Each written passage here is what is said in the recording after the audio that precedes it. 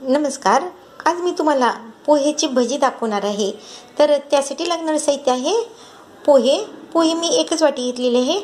माझं कोणते पण व्हिडिओमध्ये क्वांटिटी करण्याचं कमी असते, तर तुम्ही यामधून घरातल्या फॅमिली मेंबरनुसार क्वांटिटी ही जास्त करू शकतात. तर मी त्यासाठी म्हणजे पोहे एकच वाटी घेतलेले आहे. पोहे, तांदळाचं पीठ, तांदळाची पिठी कशी करायची त्याचा मी व्हिडिओ दाखवलेला आहे, ते तुम्ही पाहू शकता. त्याचप्रमाणे ओवा, जिरे, मिरची, कांदा, मीठ, थोडंसं डाळीचं पीठ घ्यायचं आहे. तळण्यासाठी तेल, भिजवण्यासाठी पाणी, हळद, लाल तिखट आणि धने जिऱ्याची पावडर. तर आता आपण हे पोहे जे आहेत ते साधारणतः एक 15 ते 20 मिनिट आपण भिजत ठेवूयात. आणि मग त्यामध्ये हे बाकीचं साहित्य आहे ते आपण मिक्स करून घेऊयात. पण आधी 15 ते 20 मिनिट आपण पोहे जे आहेत ते भिजवून ठेवूयात. बिना सोड्याचे एकदम कुरकुरीत भजे होतात हे.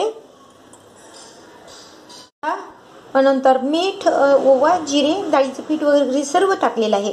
तुम्हाला जर ह्यामध्ये कोथिंबीर आणि हिरवी मिरचीचा ठेचा जर आवडत असेल तर ते पण टाकू शकतात. पण मी बिना ठेच्याचे करणार आहे, लाल तिखट टाकून करत आहे. माझं करण्याचं क्वांटिटी कमी असल्यामुळं मी थोडंच करत आहे, तर तुम्ही जास्त प्रमाणात पण करू शकतात. तर आता हे जे मिश्रण आहे ते सर्व एकत्र करून घेऊयात आणि 15 ते 20 मिनिट आपण हे आणखी भिजत ठेवूयात. आणि नंतर आपण पोह्याचे कुरकुरीत मस्त भजी करून घेऊयात. तुम्हाला जर यामध्ये लसूण वगैरे पण आवडत असेल, ठेचा आवडत असेल तर ठेचा पण टाकू शकतात. त्याचप्रमाणे मी याच्यामध्ये धने जिऱ्याची पावडर टाकलेली आहे, तिखट टाकलेली आहे, कांदा टाकलेला आहे, तांदळाची पिठी टाकलेली आहे, डाळीचं पीठ टाकलेलं आहे आणि पोहे टाकलेले आहेत. तर आता आपण हे 15 ते 20 मिनिट आपण भिजत ठेवूयात आणि भजी करून घेऊयात. पीठ हे आता मळलेलं आहे. अशा प्रकारे जास्त घट्ट नाही आहे आणि जास्त पातळ नाही आहे, ओलसर असं मळलेलं आहे. आणि मी तेलही तापायला ठेवलेलं आहे. तर आता आपण यामध्ये छोटे छोटे भजी टाकून घेऊयात आणि तळून घेऊयात. प्रकारे भजी हे टाकलेले आहेत, तर ते तळून घेऊयात. आणि ह्या प्रकारे भजी हे तळून पण झालेले आहेत.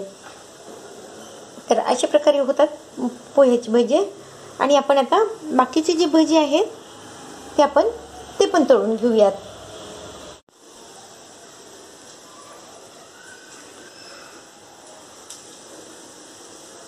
अशा प्रकारे झालेले आहेत पोह्याचे बिना सोड्याचे एकदम क्रिस्पी छान भजे. तर तुम्हाला जर हा व्हिडिओ आवडला असेल तर लाईक करा, शेअर करा, सबस्क्राईब करा आणि कमेंट्स करा. धन्यवाद.